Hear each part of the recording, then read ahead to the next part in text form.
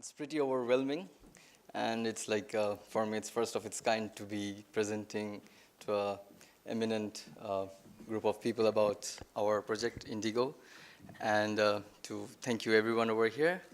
And I would like to thank Sutra, Amritaji, Jenny, Ruby, Appa, and everyone here for inviting Living Blue and for me allowing me to speak about our work.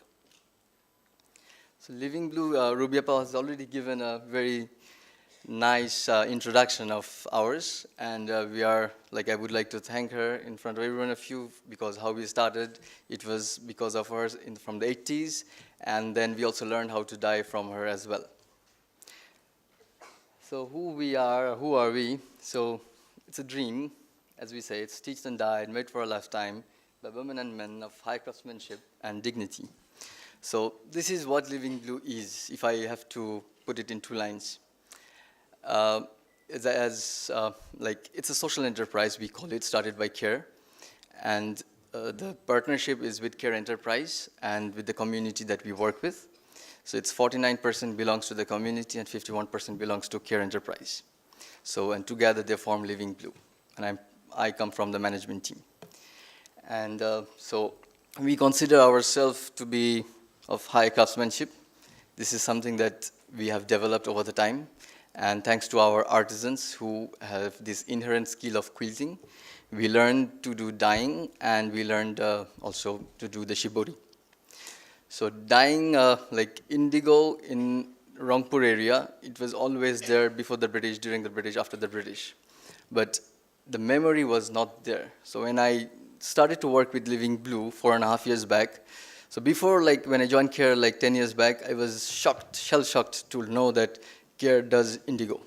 I said, why would we do something like that?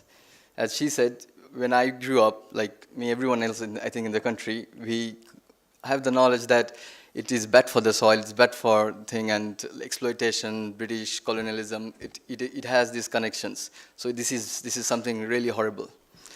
But then I understood, I went to Rangpur, I spoke with the project people and the farmers, and I understood that it's something how we do is very different than how it was done before. So we don't force people to do it, we don't beat them up, we don't make them do all these things. So it's done in a very different way than how it used to be. And it is good for the soil, which I had no idea before. It's a nitrogen fixer, so everyone knows this. I don't want to get into details. And CARE works for the dignity of the people, of the women in particular. So when we started, the idea was to be very local, so that our fabric comes from the local weavers. Indigo is by our own farmers. We have trained the artisans. So it is very organic in our sense. So it has to be very dignified if CARE is involved with it, if Living Blue is working with it. So just a few introduction of Indigo in Bangladesh, lost and found. First recorded plantation, it's 1777, I think. Then it was a revolt, it died down, and re-emergence in the 80s by Ruby Ghaznavi, rediscovered by CARE in 2005. First small batch of production was in 2006. I think it was 6 kilos. I was not there then, so I think it was about 6 kilos of indigo they first extracted. And now we are in a large-scale production, and we work with minimum of about 3,000 farmers across 100 villages around our atelier in Rangpur. So I was just selling, so where's the memory? So there's one guy called Bhulumia, and I was speaking to him, and he said that they did not know that this was indigo plant. So there was this guy who first started to work with Living Blue. I have fortunately never met him, unfortunately. So it's Tushar Kumar, he's from India, and he was the primary designer for Living Blue. So I heard the story, it's very interesting. He was going around Rangpur, and part of the project team. So what to do, how to form this thing. And then he found out the plant. And he knew the plant because he saw that in India. But no one in Bangladesh actually knew that it was Nil, it was indigo. So the villagers call it malgaj, something to the extent something which is a good plant, goods plant. They have some work with it.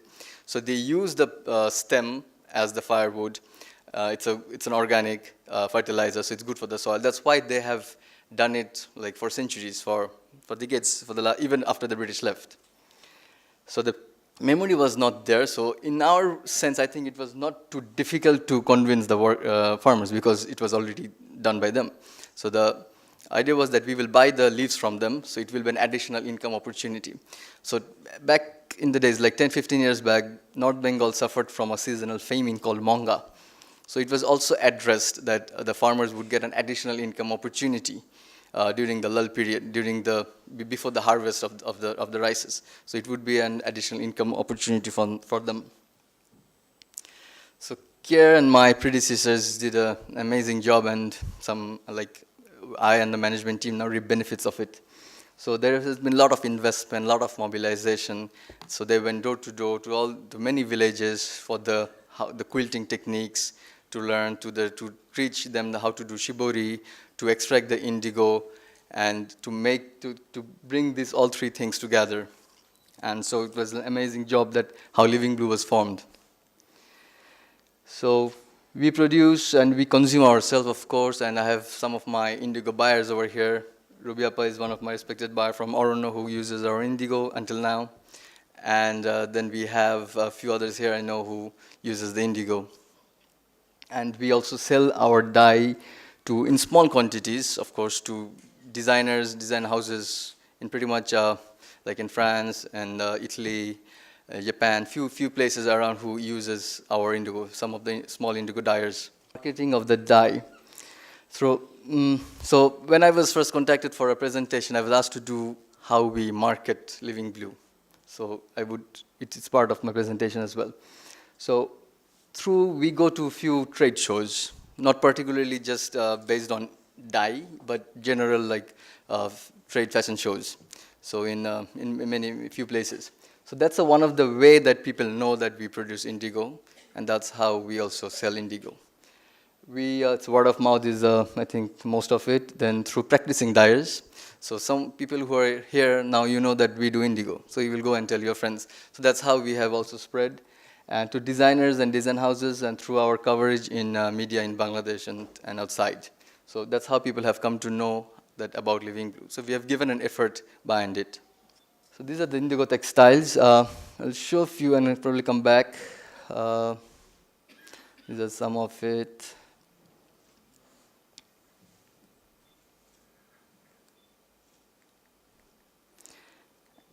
So this was done with the collaboration. So I'm not a technical person, neither I'm a designer.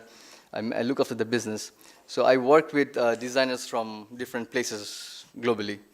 So this is one we have collaborated with Anais Gary. She's from Paris. So we have done the textiles, the dyeing and the stitching work is done in Bangladesh by Living Blue in Rangpur. And this particular collection was stitched in Paris, and we showed it in many different shows over there. It was part of the Paris Fashion Week. It was part of the Maison d'Exception, and it was part of a few other shows over there. These are a few images of, the one on the left is on a German magazine, the indigo scarf used as a turban. The one in the middle from our buyer in Hong Kong. The one on the right side, the lady is Baroness Rothschild she's the president of CARE France. So we had this work with Galerie Lafayette, which I will talk about. So she's sporting our scarf. This is a collection we did very recently with another designer from Berlin. And the show is a green showroom. It's about green, sustainable practitioners, brands from different places. So we have gone there a few times. So last time, last July, we did a fashion show over there, and all the pieces are made in Bangladesh. I mean, even the final clothing, the stitching was done by a fair trade garment in Dhaka, but the fabric was prepared by Living Blue. And the pattern design was by Natascha von Hirschhausen, a designer from Berlin. This was a piece we did with an experimentation. It's another designer, just an experiment, first of all, not a production. It was with Amble. And so it was we turned an old quilt into a kimono jacket. So this is something that is very important for us, because Living Blue is considered, is high craftsmanship, and it's also pricey. People, that's what I hear in different places. So it was important for us to take it to the perfect market, like putting it into place that we can sell it. So we have to make money out of it. It's a struggling business. I mean, this whole craftsmanship is not so easy to sell. So for us, going to Paris was like going to the moon. And so we have been there, but what most important is to be there. That's more difficult, I think. So this was a collection we did last year, and it was with a collaboration with Galerie Lafayette. So Galerie Lafayette has their own label as well, which is, so we did a Living Blue X Galerie Lafayette collection, and we have another one most probably coming in next year. And so it was an amazing experience of doing different kinds of things. And we invite designers, not just from Galerie Lafayette, from different other places, who would come here, stay with our people, work with our people for a week or two. Like Anais came and stayed for 2 weeks. They came, stayed for a week. And we also work with one of very high fashion French brand, which I cannot name here, but they also come and work with us sometimes. So it's nice that how they come work with us, our people get to work with their ideas, designs, and then we set out to different planets and the moon. So while really being rooted to the land, because Living Blue comes back to its people, it's owned by them. It has to be for their benefit, for their dignity, and so that's how we do it. So from directly to the community, to the final client. So we don't have a retail shop yet, but we work with retailers and designers everywhere and try to reach in different places. So that's our story about how we market Living Blue. Thank you.